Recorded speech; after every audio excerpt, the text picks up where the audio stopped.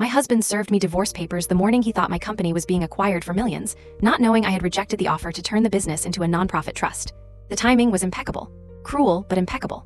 For months, the rumors had been swirling that PharmCom, a massive pharmaceutical giant, was buying my biotech startup for $50 million. $50 million.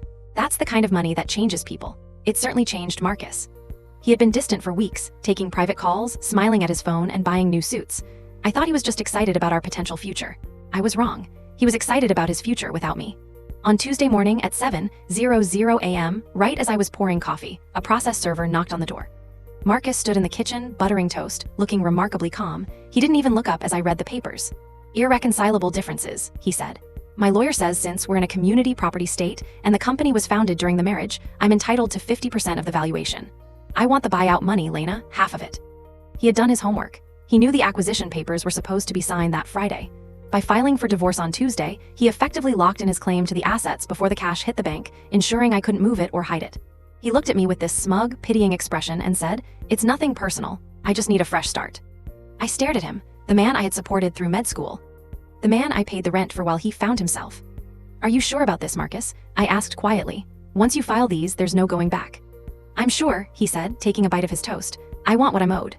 I nodded, signed the receipt for the server, and went to work. I didn't cry. I didn't beg. Because Marcus had made one critical error. He assumed I cared about the money as much as he did.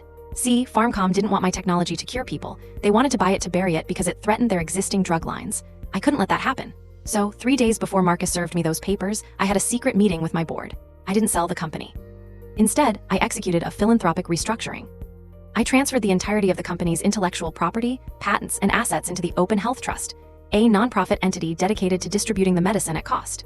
In doing so, the valuation of the company, the shares Marcus thought he owned half of, went from $50 million to zero. The company was no longer a for-profit asset. It was a charitable vehicle. Fast forward to the mediation meeting 2 weeks later. Marcus sat there with his shark of a lawyer, demanding $25 million. My lawyer simply slid a single piece of paper across the table. "What is this?"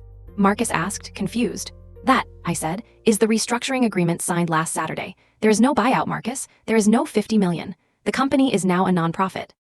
The shares you're fighting for are worthless paper."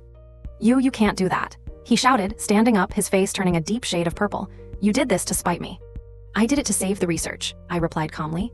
"I did it on Saturday. You filed for divorce on Tuesday. You filed to split an asset that no longer had any value." His lawyer looked at the document, looked at Marcus, and started packing up his briefcase. He knew it was over.